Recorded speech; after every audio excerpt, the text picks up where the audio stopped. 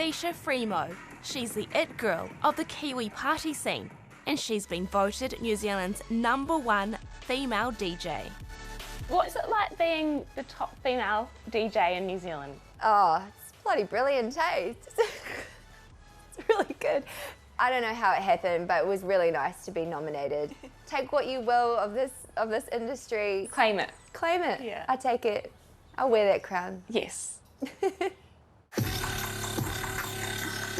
Zeisha's been spinning the tables up and down the motu for the past decade, fine-tuning her act.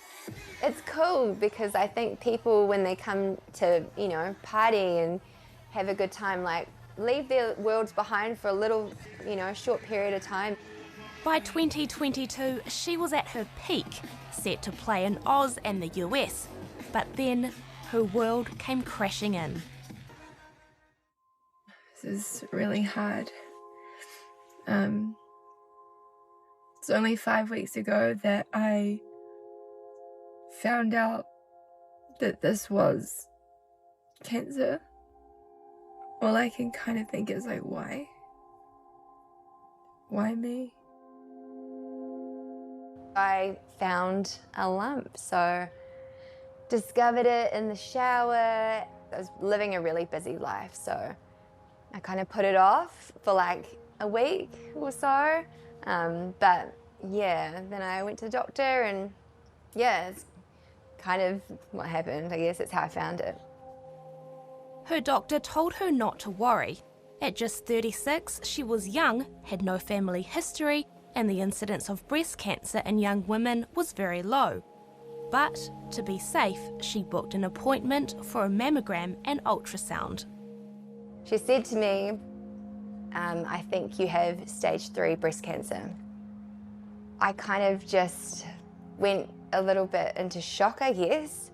Yeah, it was pretty scary.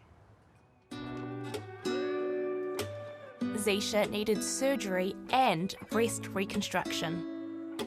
Today I go in for surgery for a mastectomy on my right breast and feeling kind of half excited to get this thing out of me. The surgery is done. I'm just grateful to be in this position where I was able to have the surgery as early as I did. And I'm really grateful for my family, for my whānau, and my friends. Zeisha's recovery has been hugely challenging post-surgery, 7 rounds of chemo and then radiotherapy. I remember thinking, this is so hard. Like, I feel like I'm dying. I had no energy to do anything. Even going down to put the washing on, I couldn't even put the washing on. I couldn't even vacuum. I couldn't tidy the house. The hair loss, waking up, having a shower and then like, you know, washing your hair and it just being in your hands. Like, for me, it was so hard to lose my hair. It's just such a massive part of who I am and my brand and what I've driven and been motivated to work towards building that brand, and then to have it all just falling away, like physically looking at yourself in the mirror is like so hard. And then there are the side effects, including a condition called mucositis. It was probably like 30 mouth ulcers, like they were under my tongue. I could hardly swallow or like eat. She went through early menopause as well.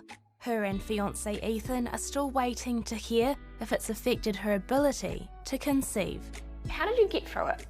I had friends checking on me, obviously family, and I was always writing in my journal. And it was just like, yeah, writing what I was grateful for on the days that I felt like I was tired, like pushing myself to get out and go for a walk on the beach. Free breast screening is available, but only to women over 45, and here's why. Mammograms in women below the age of 40 actually don't work that well and aren't recommended, and the reason for that is women's breasts are denser when they're younger, and what that means is mammograms don't detect cancers. Which means young women like Zeisha are reliant on checking themselves. She was fortunate to discover her lump before it was too late. The Breast Cancer Foundation argues that we need a change in the one-size-fits-all approach to breast screening. We're calling for lowering the screening age for Māori and Pacifica to the age of 40, and that's because Māori and Pacifica present earlier with breast cancer diagnoses, have more aggressive and later stage tumours. These days, Zeisha is helping raise breast cancer awareness alongside the foundation. Tell me about your wigs. I just kind of wear them when I go out or wear them when I'm performing. I just kind of like to change it up depending on how I'm feeling. And sometimes I want to be a little bit more inconspicuous, so I'm just like, get me older, trusty girl out there. And she's back on stage. I want to be able to play festival gigs again. There's an adrenaline that you get from playing those bigger shows. It's really nice to know that I've still got it. In August, she received some welcome news. Test results showed she was cancer-free. Is it a big relief now that the treatment's over and you're safe? Oh, definitely. And I think when I was going through all my treatment, I looked at things differently, and I look at them even differently now. It's really weird, but I kind of miss like seeing myself in that raw, vulnerable state, because it was just, I had this appreciation for who I was, but I can remember it and be like, you know, this is who you truly are. You don't have to be beautiful and wonderful for everyone else. Like, you don't have to put on a show for everyone else. Like, just be who you are.